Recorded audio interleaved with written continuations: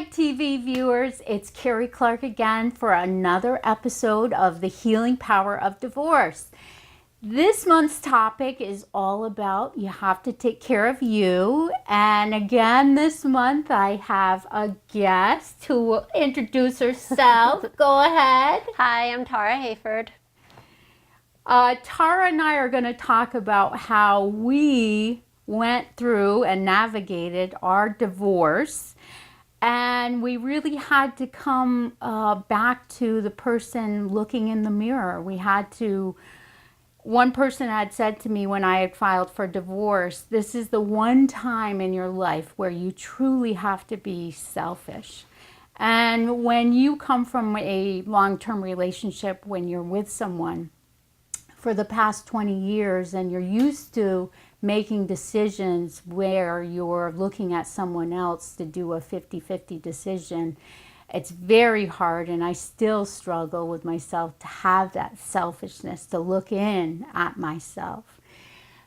What would you say, Tara, is one thing that you did when you filed for divorce that really you started doing that was different, where you were taking care of yourself? Well, I had a small child at home, so I actually started doing meditations. I didn't go out anywhere. I just sat at home and I got a CD and I started doing meditations. And it was just that, half an hour of my own time where it was just all about me. And usually after my son went to bed, and then, that was my time. So, and it really helped me get through a lot of the struggles I was feeling. So. It's funny that you say that because on my phone, I downloaded an app called the Insight Timer. And I got this from going to a motivational conference. One of the speakers had said they used it on a daily basis, and I started using it. Now, meditation for me, when I first started, I had, my mind was all over the place. Mine too. I couldn't believe people that meditated for 30 to 60 minutes. I was like, no way. I'm thinking about folding my clothes, doing my laundry, when am I leaving? I got to get up for work. My mind's going in a million different directions. But what's funny and what was great about that app for me was that I could put it on 3 minutes. I could put it on 60 seconds. And at the beginning, when I was just riddled with this sorrow and sadness, 1 minute I was happy, 1 minute I was crying, that Insight Timer was like, it kept me in that equal space. And it was something that I did on a daily basis. Yeah. And the same with me. I couldn't really focus for 30 minutes. But the thing about meditation, it's not just laying there and counting to 4. There's all kinds of different meditations.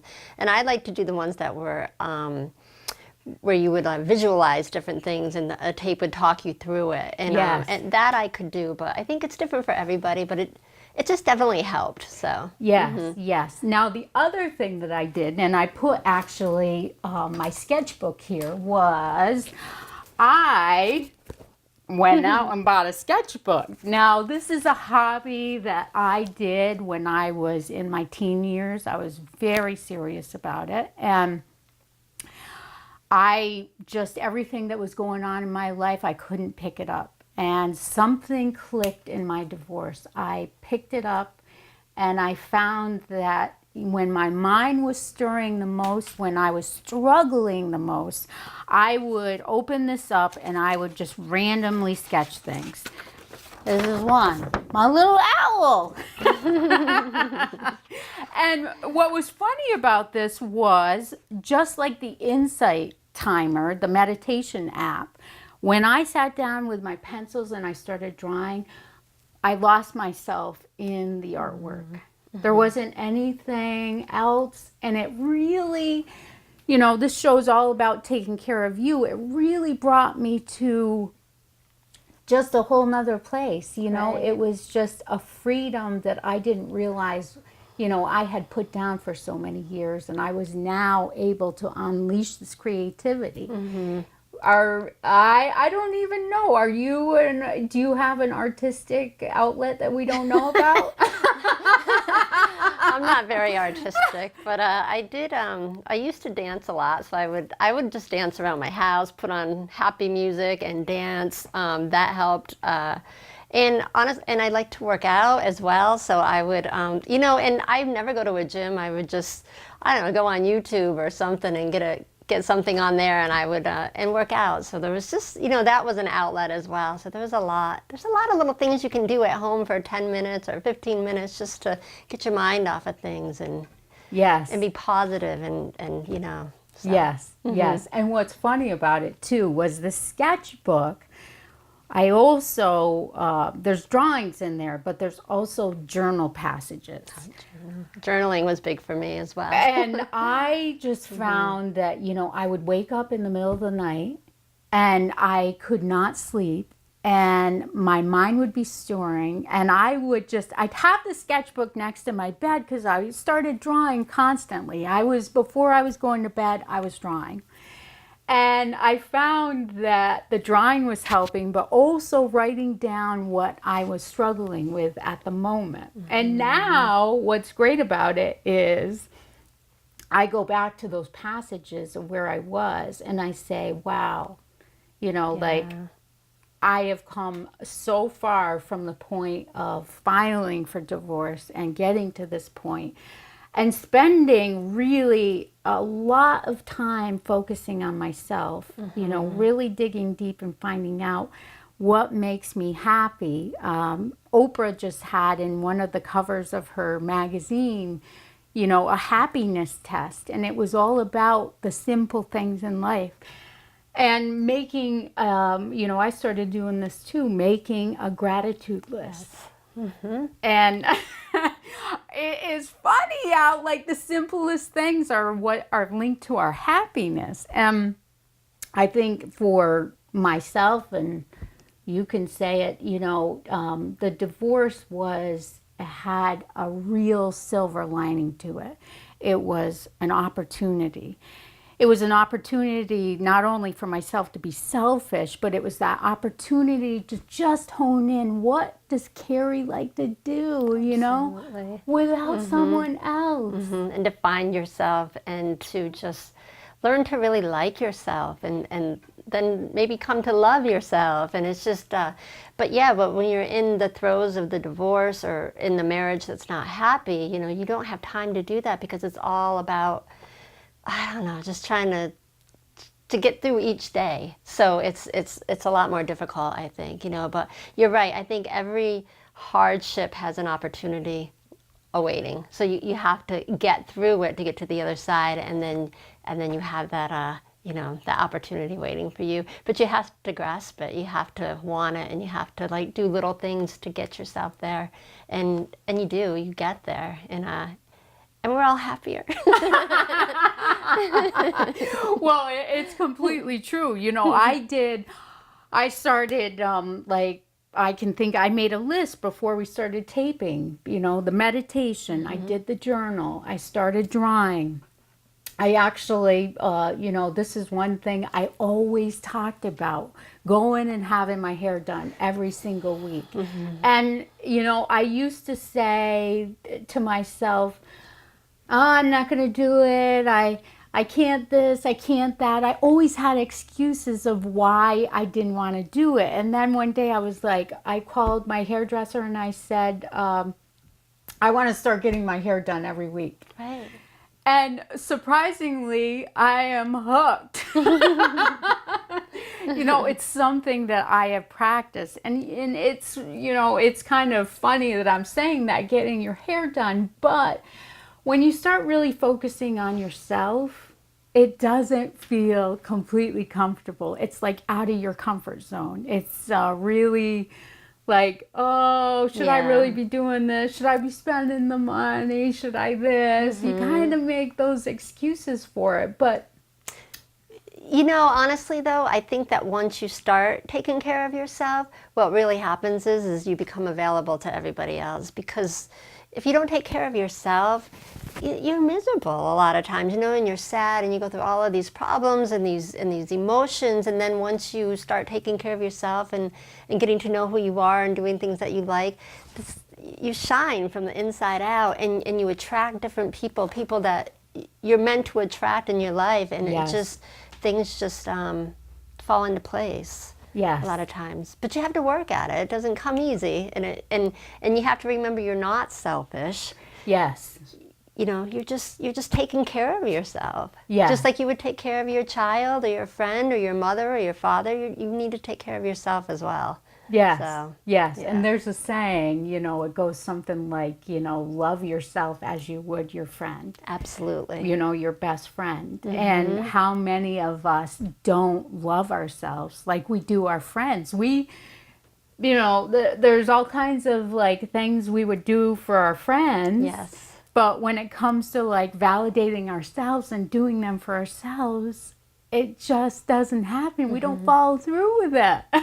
No, we're like our own worst enemies. You know, we really are. Yeah. And I read a quote somewhere that your mind is your battleground, and that's where, you know, we have most of our conflicts. And so if you can do like some meditations and do things that get you out of your mind, and like you're drawing or exercising or whatever it might be, you'll get out of your mind for a little while and you start to heal a little bit because it's not constantly in here. So, Yes.